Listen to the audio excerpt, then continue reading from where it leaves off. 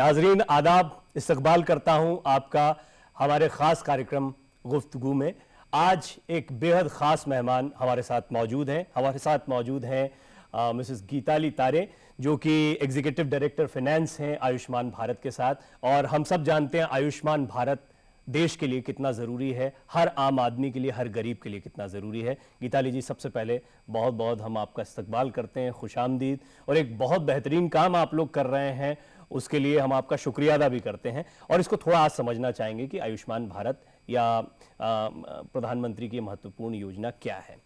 सबसे पहले मुझे ये बताएं आप कि कैसे इसकी शुरुआत हुई, क्या जहन में आया। पहले से कई ऐसी स्कीम्स थी जो चल रही थी, चाहे वो पेंशन को लेकर हो या फिर गरीबों को राहत पहुंचाने को लेकर हो। सरकारी अस्पताल हमारे यहाँ पहले से मौजूद हैं जहां पर गरीबों के लिए काम हो रहा था। क्या ऐसा आयुष्मान ने किया है जिससे कि एकदम दौर बदल गया है? क्योंकि बीमा सुनकर तो हमें वो प्रीमियम याद आता है या वो प्राइवेट कंपनीज याद आती हैं। आयुष्मान योजना जो है ये एग्जैक्टली क्या है, मैं चाहूँगा थोड़ा आप हमारे दर्शकों को बताएं। हमारी योजना की शुरुआत हुई जब प्रधानमंत्री जी ने लाल किले से पिछले साल घोषणा की कि ये स्कीम की शुरुआत होगी, आयुष्मान भारत प्रधानमंत्री जन आरोग्य योजना। सबसे पहले तो मैं आपको ये बता दूं कि ये दुनिया की सबसे बड़ी गवर्नमेंट फंडेड, मतलब सरकारी खर्च पे चलने वाली स्वास्थ्य सेवा की योजना है। अगर कनाडा, अमेरिका और मेक्सिको को मिला लें तो इन 3 देशों की जितनी जनसंख्या होगी उतनी जनसंख्या को हम भारत में कवर कर रहे हैं। इसमें 10.74 करोड़ परिवार आते हैं। ये स्कीम दूसरे स्कीमों से अलग कैसे है? सबसे पहले तो ये है कि ये पूरी तरह कैशलेस है। इसमें जो लोग इस स्कीम का फ़ायदा उठाने वाले हैं, उन लोगों को कोई भी कागज़, पर्ची, एप्लीकेशन कुछ नहीं भरना है।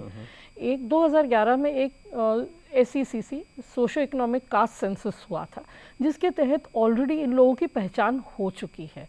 तो ये जो 10.74 करोड़ परिवार हैं, इनका नाम हमारी फहरिस्त में आ चुका है।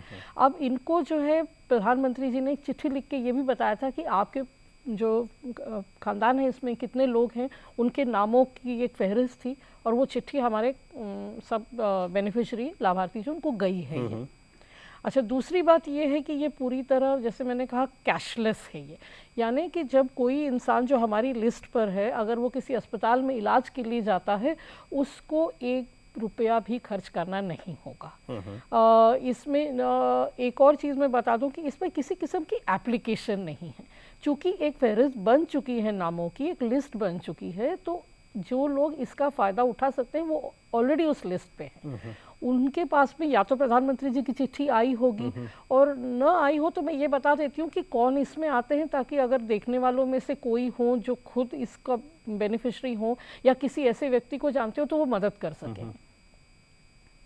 गांव वाले इलाकों में 5-6 कैटेगरी हैं। ऐसे लोग जिनका कोई पक्का मकान नहीं है, उनके सर पे कोई छत नहीं है।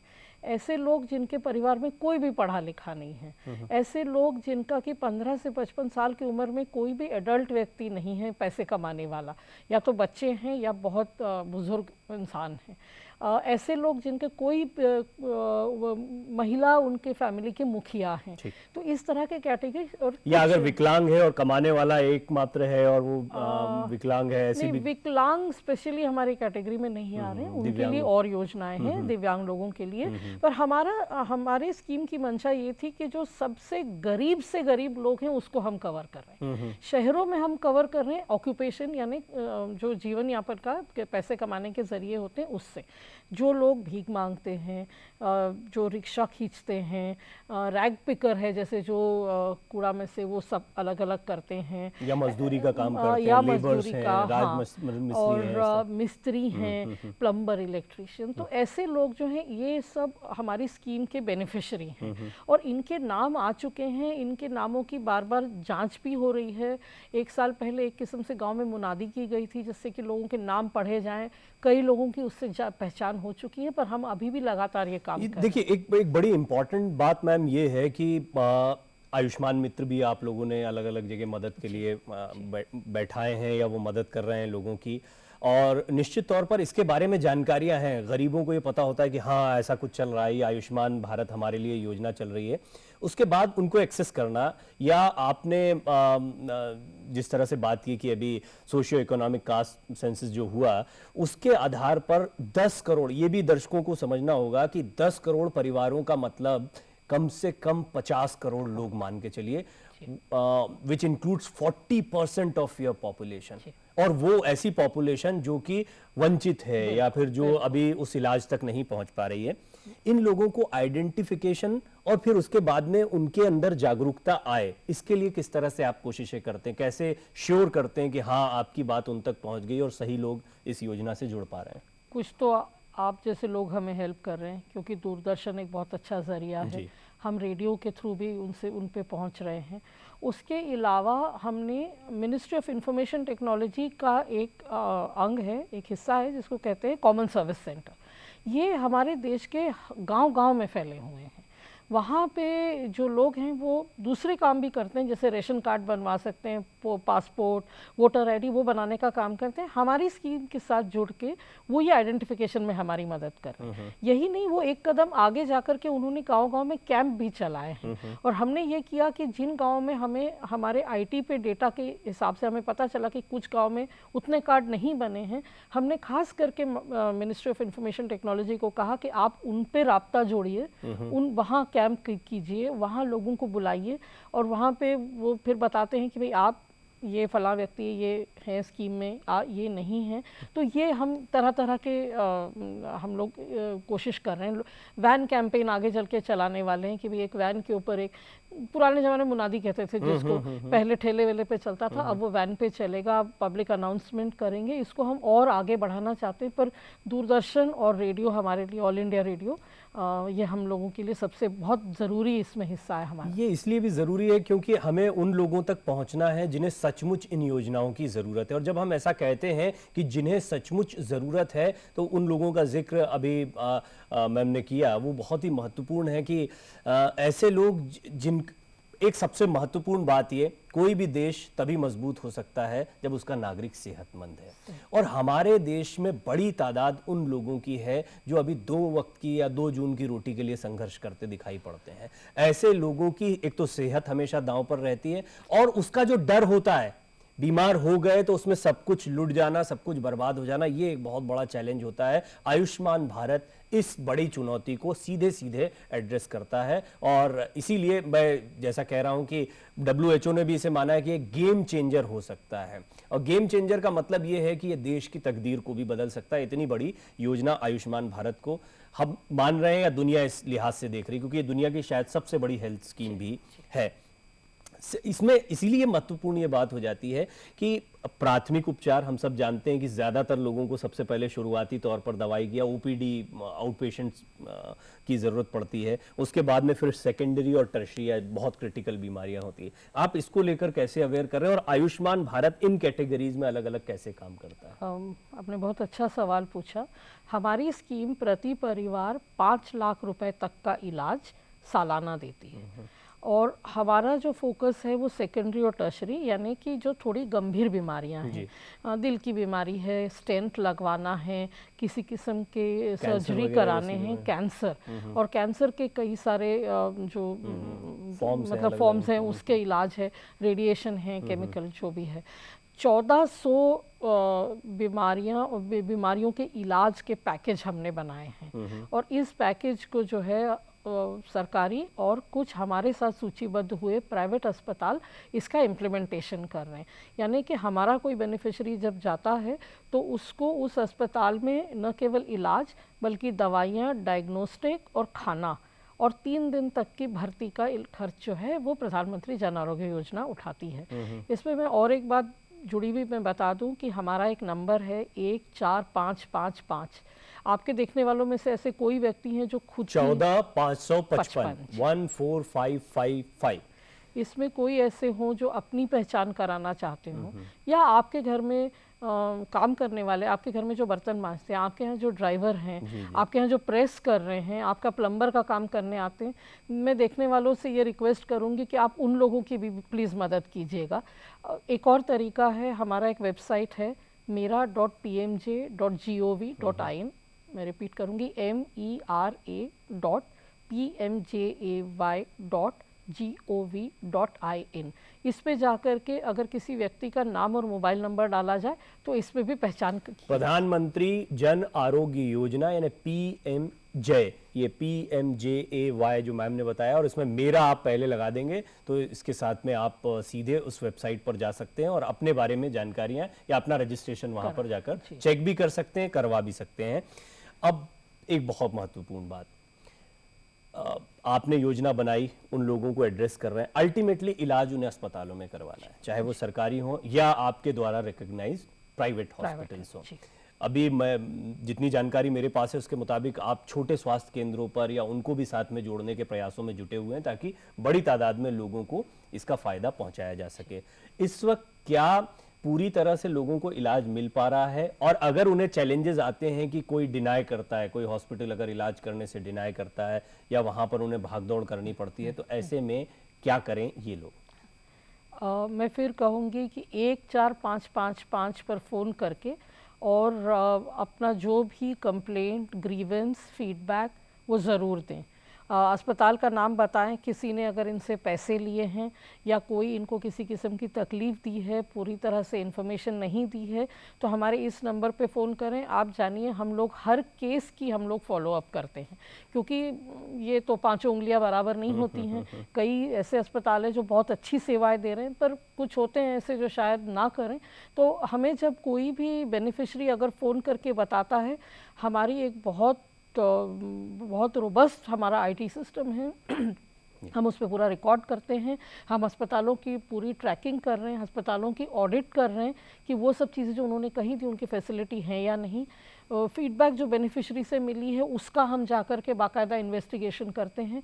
हाल फिलहाल में उत्तर प्रदेश में 4-5 अस्पतालों पे बड़ी कड़ी कार्रवाई की गई है, क्योंकि उन्होंने कुछ या तो गलत इन्फॉर्मेशन दिया था या बेनिफिशरी की ठीक से सेवाएं नहीं दी थी। हमारी कोशिश ये रहेगी कि हमारे जो बेनिफिशरी है वो हमारे लिए वीआईपी है, वो हमारे, तो हम चाहते हैं कि उनको जिस प्रकार की ज़रूरत हो हम वो उनको मुहैया कराएं। इसका फॉलोअप किस तरह से आप लोग कर रहे हैं? मतलब कैसे आप ये जज कर रहे हैं कि हाँ हमने ये जो बेंचमार्क रखा है इसको अचीव कर लिया, या क्या उसको आपने कुछ फ्रैक्शंस में तोड़ा है कि हमें इस इतने महीने पर इसका इसकी एक रिपोर्ट लेनी है या अपनी रिपोर्ट कार्ड को पेश करना है? वो क्या मैकेनिज्म है आप लोगों का? हमारे राष्ट्रीय स्वास्थ्य प्राधिकरण में हमारे 2 वर्टिकल हैं, 2 डिवीजन है। एक डिवीजन है जो क्वालिटी एश्योरेंस को देखता है, जिन्होंने एक लंबी फहरिस्त बनाई है कि कैसे असेसमेंट की जाए, और ये लगातार ये असेसमेंट होती रहती है। और हम चाहते हैं, ये असेसमेंट ज़रूरी इसलिए है ताकि भाई जैसे मैंने आपको बताया कि किसी को कोई समस्या ना आए। हमारा जो दूसरा वर्टिकल है वो बेनिफिशियरी एम्पावरमेंट की हम लोग बात कर रहे हैं, यानी कि उनको न केवल हम इंफॉर्मेशन दें पर उनको होने वाली कठिनाइयों को हम दूर करें। उनका कोई ग्रीवेंस आ रहा है, इसके लिए हमारे पास में एक टीम है जो केवल दिन रात ये काम करती है कि जितने ग्रीवेंसेस आते हैं, फ़ोन से आते हैं, एसएमएस आते हैं, ईमेल आते हैं, कई बार लोग स्वयं खुद चल के आते हैं या अस्पताल में कहीं पे लिख के देते हैं, हम इन सब का जो है एक प्रॉपरली रेगुलरली हम लोग इसकी असेसमेंट करते रहते हैं। और हम देख रहे हैं कि अस्पतालों के असेसमेंट, वहाँ दी जाने वाली सेवाओं की असेसमेंट, यहाँ तक कि हमारा जो प्रधानमंत्री आरोग्य मित्र है जो कि एक तरह से कड़ी है बेनिफिशरी और हमारे राष्ट्रीय स्वास्थ्य प्राधिकरण के बीच में, हम उनका भी असेसमेंट करते रहते हैं, क्योंकि एक ही हमारा मकसद है कि उच्च कोटि की सेवाएं जो है वो हमारे बेनिफिशरी को मिले। 14555 एक तो ये नंबर याद रखिए, या 14555 जैसे भी आपको ये याद रहता है, और mera.pmj यानी कि pmjay.gov.in ये वेबसाइट, इसको याद रखिए। अब बड़ी अहम बात आती है, मुझसे कई लोग ये पूछते भी हैं, और जब मैं उत्तर प्रदेश इलेक्शन को कवर कर रहा था तो उस दौरान भी ये था कि हम लोगों को बहुत ज़्यादा वेबसाइट समझ में नहीं आती है या हम स्मार्टफोन का इस्तेमाल नहीं कर रहे हैं। ऐसे लोगों के लिए मतलब किस तरह से एक्सेस करना आसान होगा, या आप लोगों से हालांकि आपने बताया कि आप हर कन्वेंशनल से लेकर हर तरीके का इस्तेमाल कर रहे हैं, आपने लोगों से भी अपील की है कि वो भी अगर अपने इर्द गिर्द लोगों को देखते हैं तो इन चीज़ों का फ़ायदा कैसे पहुँचे जाए, टेलीविज़न भी इसका ज़रिया है। बट क्या हमें लोगों को इन चीज़ों को लेकर अवेयर भी बनाना चाहिए, क्योंकि कब तक ये चलेगा? हम डिजिटल इंडिया की बात भी कर रहे हैं, तो निश्चित तौर पर हर व्यक्ति को उस डिजिटल कनेक्शन से आप तभी जोड़ पाएंगे जब उसके अंदर वो सलाहियत होगी, जब वो उस काम को कर। इसके लिए कोई प्रयास किए जा रहे हैं या इसके लिए कोई अलग से आप लोगों ने विंग बनाया है? बेशक हमारा एक विंग है जो केवल इंफॉर्मेशन और कम्युनिकेशन का काम करता है, और वो अलग अलग तरीके से लोगों तक जुड़ने के बाकायदा हमारे कार्यक्रम बने हुए हैं, जिसमें हमारी मदद कई एनजीओज़ वगैरह हमारे मतलब वो आगे आए हैं, क्योंकि आप जानिए कि एक संस्था इतने बड़े देश में हर जगह हम नहीं पहुंच सकते, तो एक और एक मिलके 11 होता है। तो कई स्वयंसेवी संस्थान हैं, कई ऐसे सोशल एंटरप्राइजेस हैं जो आगे आए हैं और हमें कह रहे हैं कि वो हमारी मदद करेंगे। पर इसके अलावा बहुत बड़ा रोल मैं इसमें फिर से कॉमन सर्विस सेंटर वालों का उनको मैं क्रेडिट इसमें देना चाहूँगी कि उन्होंने हमारी बड़ी मदद की, क्योंकि उनका गांव में प्रेजेंस है। वहाँ एक वो विलेज लेवल एंटरप्रेन्योर करके एक व्यक्ति होता है, वो उसी गांव का रहने वाला है, तो वो लोगों को जानता भी है। और हम हिंदुस्तानियों की फितरत क्या है कि हम अगर मतलब कोई हमें एसएमएस कर दे या कुछ कर दे तो हम उतना शायद भरोसा ना करें कि मगर हमारे पहचान वाला अगर हमें कोई बताता है तो हमें उससे ज़्यादा कंफर्ट मिलता है। और ये भी जानिए कि बेनिफिशियरी कई सारे इसमें से पढ़े लिखे नहीं हैं, तो इसलिए ज़रूरी हो जाता है कि एक पर्सन टू पर्सन कांटेक्ट बने। तो इसीलिए ये जो वहाँ पे ये सोशल एंटरप्राइजेस और जो ये सेल्फ हेल्प ग्रुप है या एनजीओज़ हैं, इनका रोल काफ़ी बड़ा हो जाता है। क्या आपको लगता है कुछ स्टार्टअप्स को या यंग एंटरप्रेन्योर्स को या सोशल एंटरप्रेन्योरशिप को आपकी योजना के साथ कुछ जोड़कर कोई ऐसा फ्यूजन बनाया जा सकता है जिससे आपके लिए तो ये चीज़ें आसान हो या और बेहतर आपको कनेक्शन मिले, साथ ही साथ उनके लिए भी एक बड़ी अपॉर्चुनिटीज़ का एरिया खुले? बेशक हम तो अपने राष्ट्रीय स्वास्थ्य प्राधिकरण को हम लोग अक्सर एक सरकारी स्टार्टअप कहते हैं, क्योंकि हम भी एक स्टार्टअप की तरह काम कर रहे हैं। और हम इनोवेशन हमारी स्कीम का एक बहुत बड़ा पहलू है, और इनोवेशन को हम एनकरेज करना चाहते हैं, और हम चाहते हैं कि वो इनोवेशन लोगों से आए, ये टॉप डाउन होने की बजाय बॉटम अप हो। तो आपने जो सवाल पूछा बहुत अच्छा है। इनोवेशन की हमने एक अलग से यूनिट बनाई है। हम पूरी कोशिश में हैं कि हम स्टार्टअप्स को किस तरह से इन्वॉल्व करें, किस तरह आइडेंटिफाई करें, और कौन से ऐसे एरियाज हैं हेल्थ केयर सिस्टम के अंदर जहाँ पे वो लोग हमारी मदद कर सकते हैं टेक्नोलॉजी का इस्तेमाल करते हुए। क्योंकि हमारी जो स्कीम है उसकी एक और खासियत ये है कि हमारा आईटी का जो प्लेटफॉर्म है वो बहुत बड़ा और बहुत ताकतवर है। तो हमारी पूरी कोशिश रहेगी, हमारे जो chief executive officer doctor Indu Bhushan, उनका तो ये सपना है कि जो इनोवेशन है वो हमारा नारा जो है वो इनोवेशन हो, कि हम इनोवेशन करके लोगों तक स्वास्थ्य की सेवाएं पहुंचा सकें। और जब हम हर फील्ड में इनोवेशन कर रहे हैं तो जाहिर तौर पर हेल्थ एक ऐसा सेगमेंट है जिस पर हमें ज्यादा इनोवेशन करने की जरूरत, और इसलिए इनोवेशन की जरूरत है क्योंकि इनोवेशन आसान करता है जिंदगी को और जो चैलेंजेस हैं उसको मीट करता है। सबसे बड़ी बात यह है, हमारे पास सबसे बड़ी चुनौती है लोगों की तादाद बहुत ज़्यादा है। अभी जो टारगेट लिया है गीताली जी ने, उनकी पूरी टीम ने, आयुष्मान भारत की पूरी टीम ने लिया, वो 10 करोड़ परिवार या इससे भी ज़्यादा परिवारों का है। निश्चित तौर पर 50 करोड़ परिवारों को अगर वो बेनिफिशियरी आपके 50 करोड़ लोग हों तो आसान नहीं होता है किसी चीज़ को पहुंचाना, उसमें चुनौतियां होती हैं। लेकिन सक्सेसफुली ये चीज़ें चल रही हैं और चीज़ें जुड़ती चली जा रही हैं। टेक्नोलॉजी और इनोवेशंस अगर इसमें इन्वॉल्व होते हैं तो जाहिर तौर पर ये और आसान होगा। तो अगर आप स्टार्टअप भी हैं हेल्थ सेक्टर से खास तौर पर जुड़े हुए, बीमारियों पर या दवाइयों पर या किसी तरह से काम कर रहे हैं, तो ये आपके लिए भी बड़ा मौका हो सकता है। लेकिन ये आप लोगों तक कैसे पहुंचेंगे? आपने बताया मरीज तक आप तक पहुंच या बेनिफिशियरी आप तक पहुंच सकता है, लेकिन अगर कोई आपसे अपने इनोवेशंस को लेकर या आपकी मदद करने के लिए कि भाई आयुष्मान भारत के कम्युनिकेशन को मजबूत करने में मैं आपकी ये मदद कर सकता हूँ, वो आप तक कैसे पहुंचेगा? मैं अभी खुलासा नहीं करना चाहती हूँ। एक बहुत मज़ेदार सरप्राइज स्टार्टअप्स के लिए आएगा आने वाले महीनों में आयुष्मान भारत की तरफ से। हाँ, तो इससे ज़्यादा मैं भी कुछ कहना नहीं चाहूँगी। आप बस हमें देखते जाइए कि हम क्या करने वाले हैं। कुछ अच्छा एक्सक्लूसिव बन जाता अभी मेरा, पर हाँ, लेकिन ये जानकारी जो मिली है, सवाल ऐसा पूछा है ये जानकारी ऐसी है जो कम से कम इस ओर अच्छा, ये एक अंदाजा भी है। मतलब मैंने ये सवाल आपसे इसलिए पूछा क्योंकि मुझे लगता है, और शायद स्टार्टअप से लेके सब everybody is waiting for it, सबको पता है कि इस देश में एक नया दौर चल रहा है। उसमें चाहे आपने देखा होगा कि जनशक्ति फॉर जल शक्ति आया, तो वो एक योजना से ज्यादा वो एक आंदोलन की शक्ल बताया गया। मुझे लगता है आयुष्मान भारत एक योजना भी है और एक आंदोलन भी है, दोनों का एक मिला जुला रूप है।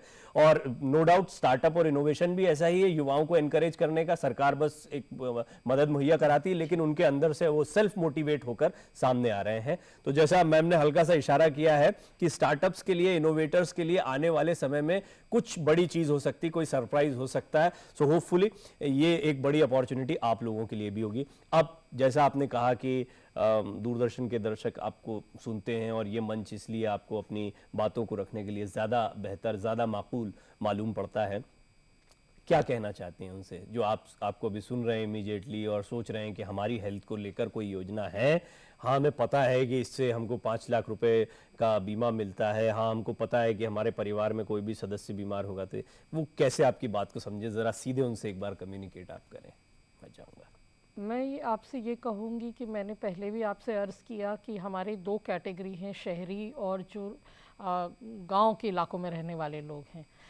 मैं अर्ज़ करूँगी कि 1-4-5-5-5 पर फ़ोन करके आप पहले तो अपनी आप पहचान करा सकते हैं कि आप इसके अंदर बेनिफिशरी हैं या नहीं। आप अगर बेनिफिशरी नहीं भी हैं, आपके घर में काम करने वाले लोग, आपके ड्राइवर, आपके जो खाना बनाते हैं वो, आपके जो मालिका काम करते हैं, अगर आपको लगता है कि इनको आप कुछ मदद कर सके, ज़रूर कीजिए। एक बहुत अहम जो हमारी स्कीम का एस्पेक्ट है वो ये है कि अगर आप बिहार के रहने वाले हैं और आप महाराष्ट्र में काम कर रहे हैं, आप फिर भी इसका फ़ायदा उठा सकते हैं। और यही नहीं, ज़रूरी नहीं कि आप काम कर रहे हैं, आपको लगता है कि नहीं हमें इलाज महाराष्ट्र में कराना है, आप बेशक जाइए, आप वहाँ स्कीम का फ़ायदा उठा सकते हैं। आप एमपी में रहने वाले हैं, गुजरात जाना चाहते हैं, ज़रूर चले जाइए। आप कर्नाटक में रहते हैं और आंध्र प्रदेश में इलाज कराना चाहते हैं, बेशक चले जाइए। मेरा सिर्फ यही आप सबसे अपील है कि जो लोग हैं जो ये कार्यक्रम देखते हैं, आप कई सारे ऐसे हैं जो शायद बेनिफिशरी न हो, मगर आपके जानकारी में ऐसे बहुत सारे लोग होंगे जो बेनिफिशरी हैं। दिल्ली में जो लोग हैं जो वो दिल्ली से अभी इस स्कीम के साथ जुड़ा नहीं है, पर जो national health care provider hospital है, Ram Manohar Lohia, Safdarjung hospital, all India institute, ये 3 अस्पताल हमारे साथ जुड़े हुए हैं। और कोई ऐसे लोग हैं जो किसी दूसरे प्रांत के रहने वाले यहाँ आके नौकरी कर रहे हैं या इलाज कराना चाहते हैं, वो बेशक करा सकते हैं। और आप अपने नज़दीकी अस्पताल पे जाइए, बूथ देखिए कोई जिस पे लिखा हो प्रधानमंत्री आरोग्य मित्र। ये सरकारी अस्पताल में जाएंगे तो थोड़ी सी आसानी ज़्यादा होगी, क्योंकि वहाँ पे हमारे अभी नामित ये जो आरोग्य मित्र हैं वो बैठे हुए हैं। आप अगर गांव में हैं तो कॉमन सर्विस सेंटर पे जाइए, विलेज लेवल एंटरप्रेन्योर से मिलिए, उनसे बताइए। 30 रुपये आपको ज़रूर लगेंगे वहाँ पे। अस्पताल में मुफ्त में होता है, सरकारी अस्पताल में ये काम फ्री में होगा। और अगर आप ऐसे सीएससी पे जाएंगे तो 30 रुपये देने आपको मिनिमम चार्जेस पर मेरी अपील यही है कि अगर आप किसी को जानते हो तो एक से एक बात बढ़ाइए और अपने आसपास के लोगों की मदद। अच्छा भाई, एक फाइनल सवाल ये कि आपने कहा बहुत से सरप्राइजेस हैं, क्या अब सरप्राइज नहीं, इस योजना को और विस्तारित करने के लिए हम सरकारी अस्पताल या मान्यता प्राप्त अस्पतालों से बढ़ाकर अपने दायरे को कुछ छोटे अस्पताल या प्राथमिक उपचार सेवा केंद्र जो होते हैं उन तक भी ले जाने का प्रयास आपका रहेगा? बेशक आने वाले दिनों में पूरी कोशिश रहेगी, क्योंकि ये एक कॉन्टिन्यूम ऑफ केयर कहा जाता है कि पहले हम कोई बीमारी होने से पहले हम उसका निदान ढूंढ लें। तो हम जैसे अब डायबिटीज़ है, अब डायबिटीज़ अपने आप में एक बीमारी है, मगर उससे जुड़ के बहुत सारी बड़ी बीमारियां हो जाती हैं। अगर ये डायबिटीज़ की पहले ही अगर पहचान हो जाए तो वहाँ तक शायद न जाना पड़े। तो आने वाले दिनों में कोशिश रहेगी कि ये दोनों जो हिस्से हैं ये जुड़ के एक साथ मिलके काम करें। और राज्यों में जो स्कीमें चल रही हैं उनके साथ हम पहले ही जुड़ चुके हैं।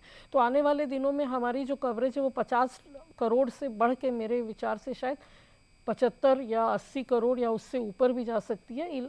इरादा सिर्फ इतना है कि ज़्यादा से ज़्यादा भारतीयों को इस योजना का फ़ायदा मिले। फिलहाल हम बिल्कुल निचले तबके वाले लोगों के लिए, क्योंकि जानिए उनकी ज़रूरत बहुत बड़ी है।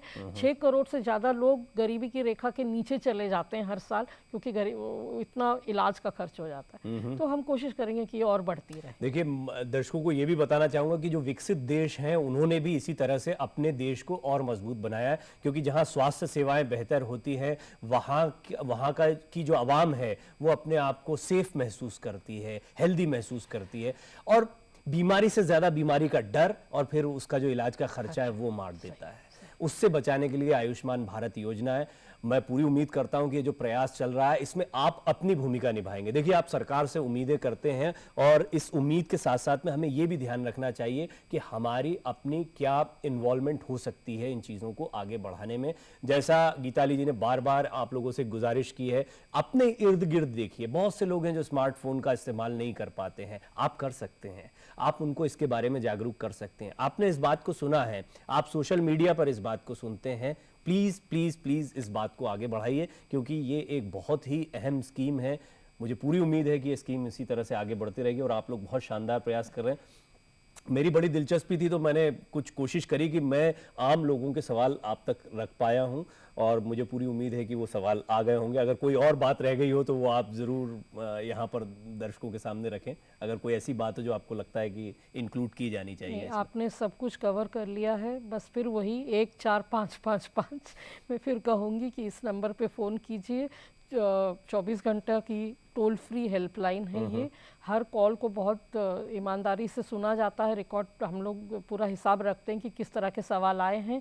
अगर शिकायत हो तो वो भी ज़रूर दर्ज कराइए, क्योंकि शिकायत से हमें पता चलता है कि हमारी काम में कहाँ कमी आ रही है। तो आपकी शिकायत सिर आँखों पर रहेगी। तो बहुत बहुत शुक्रिया सबसे पहले आपका इस प्रयास के लिए भी, और आप हमारे प्रोग्राम में आए, इस इंटरव्यू के लिए आए, इसके लिए भी बहुत बहुत शुक्रिया गीताली जी आपका। और हम उम्मीद करते हैं कि आने वाले समय में इसी तरह से ये योजना ज़्यादा से ज़्यादा लोगों को या पूरे देश को, जैसा आपने कहा, मदद पहुंचा पाएगी या जिन बेनिफिशियरी तक पहुंच पाएगी। बहुत बहुत शुक्रिया आपका हमारे साथ जुड़ने के लिए। दीजिए मुझे इजाज़त। अल्लाह हाफिज़।